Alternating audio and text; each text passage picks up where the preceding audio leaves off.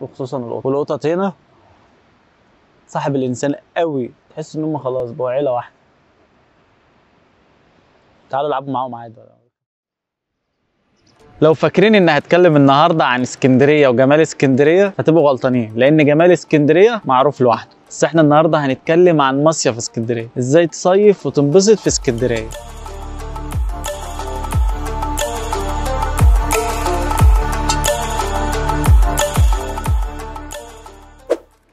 متنساش تعمل اشتراك في القناه وتفعل زر الجرس. يلا بينا على الفيديو.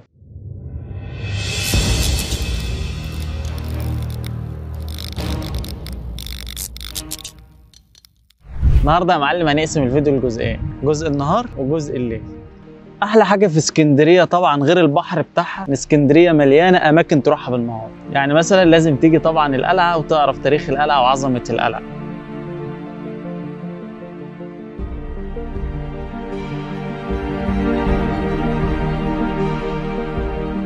وهتلاقي عند القلعه هتلاقي هنا متحف للاسماك وهنا متحف للاسماك الحيه، والمتحفين والقلعه سعرهم بسيط جدا واي حد يقدر يخشهم. لازم تيجي وتنبسط وتخشهم، دول اهم حاجه قبل ما تنزل البحر.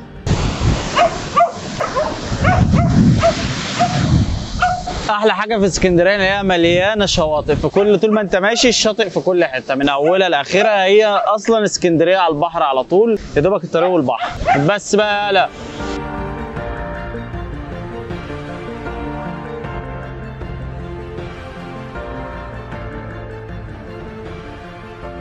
معظم الشواطئ بتبقى متقسمه لنصين، نص للعائلات ونص للشباب. هما الاثنين بيخشوا على الباب، يعني كل واحد لوحده، بس انت هتخش جوه هتلاقي كله على بعضه، ما قشطه عادي.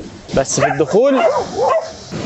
في الدخول متقسمه زي ما قلت لك كده، نص للشباب ونص عائلات. احلى حاجه بقى في بحر اسكندريه ان الميه حلوه، الميه فاتحه مش غامقه زي ناس.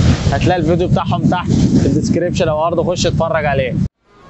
شط اسكندريه شط الهوا يا اسكندريه تحفه اقسم بالله، بالعشق دي يا جماعه والله. بعد بقى ما تخلص الجوله بتاعت القلعه ومتاحف السمك والجوله الحلوه اللطيفه دي، وانت طالع كده هتلاقي المراكب. تاخد لك مركب او فلوكه او لانش وتنزل بهم البحر مع شويه اغاني ونتدلع ونرقص. يلا بينا. دي حاجه تحفه خالص ولازم تجربوها، بس خلي بالكم عشان في سماسره وفي نصابين كتير. هسيب لكم رقم هيما، ده اللانش بتاعه كل حاجه بتاعته باقل سعر، وهيدلعكم هيخليكم تلفوا احلى لفه. جربوها هتعجبكم.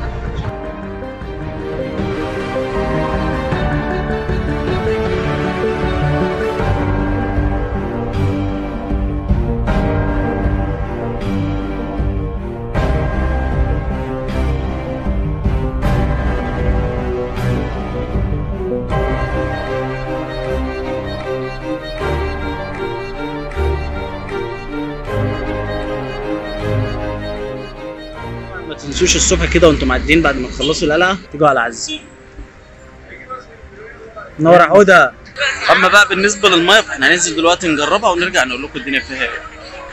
الشواطئ هنا بفلوس، وفي جنب للعائلات وجنب للشباب. طبعا احنا دخلنا في جنب الشباب، بس مشكله الشواطئ هنا ان هي زحمه قوي. يعني المفروض مفيش غير الشباشب هو ده القاعده. شايفين المسافه قد ايه ما بيننا وبين البحر؟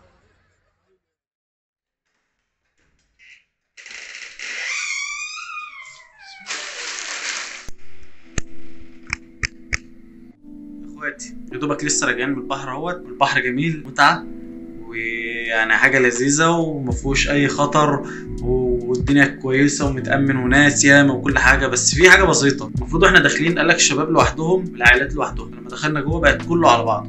كان ايه لازمتها من الاول؟ في نفس الوقت الشباب مش لطاف، لو هتروح معاك واحده او حد من اهلك هتخلي بالك. وبكده يبقى خدنا الدش اللذيذ، ظبطنا الدنيا، وصلينا المغرب. نبدا بقى ايه فسحه الليل. اول حاجه هنعملها اكله سمك حلوه كده تظبط الكلام، وبعدها نركب بقى الاتوبيس ابو دورين نتدلع فيه ونمشي نشوف اسكندريه كلها واحده واحده.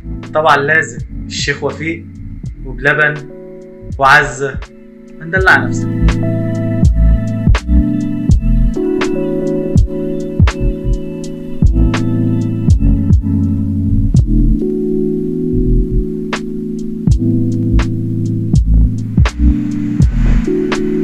طبعا طبعا بعد البحر وبعد الفرهده اللي حصلت لازم ننزل نروح نتغدى. واحلى حاجه في اسكندريه ان مفيش مطعم مش موجود، اذا كان براند او اذا كان مطعم عادي.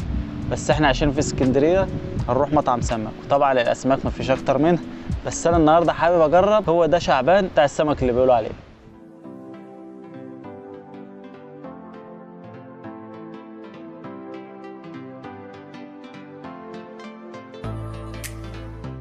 يستحسن يا جماعه انكم تيجوا بدري، عشان انا كل ما اجي الاقي الجمبري والصبيط استاكوزا وكل ده خلصان. يعني انا ما لقيتش دلوقتي غير صبيط ودينيس، تمام؟ فاستحسن تيجوا بدري عشان تلحقوا الاكل قبل ما يخلص.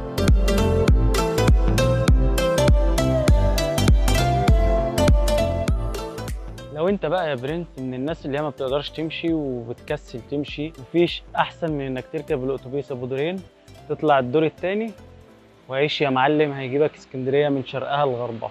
طبعا بقى لو انت بتحب المشي زي حالاتي، فاحنا هنطلع من محطه رمل من عند شعبان، هناخدها مشي كده لحد ايه ما نروح بحري عشان نطلع على بلبن والشيخ وفيق. وطبعا في الطريق هنقابل عزه لازم ناكل من عندها تاني.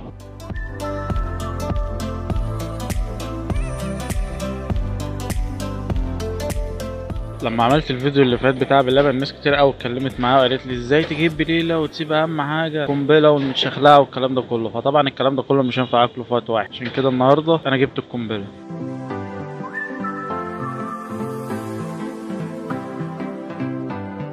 طبعا اللي متابعني من زمان عارف اني بحب الحيوانات وخصوصا القطط. والقطط هنا صاحب الانسان قوي، تحس ان هم خلاص بقوا عيله واحده. تعالوا العبوا معاهم عادي، ما ولا بيعملوا اي حاجه خالص، صح؟ شكله لسه نايم او لسه صاحي من النوم. فوق يا اسطى فوق. اسكندريه من اجمل واحلى المصايف اللي موجوده في مصر، لازم تجربوه. واحنا كده تبقى جولتنا خلصت في مصيف اسكندريه، ازاي تصيف وتقضي احلى يوم في اسكندريه. لو في اماكن تانية عايزين تشوفوها وعايزين نطلع نجرب ونصيف فيها، اكتبوا لي في الكومنتات، وما تنساش تعمل اشتراك في القناه وتفعل زر الجرس. اشوفكم في حلقات جديده، سلام.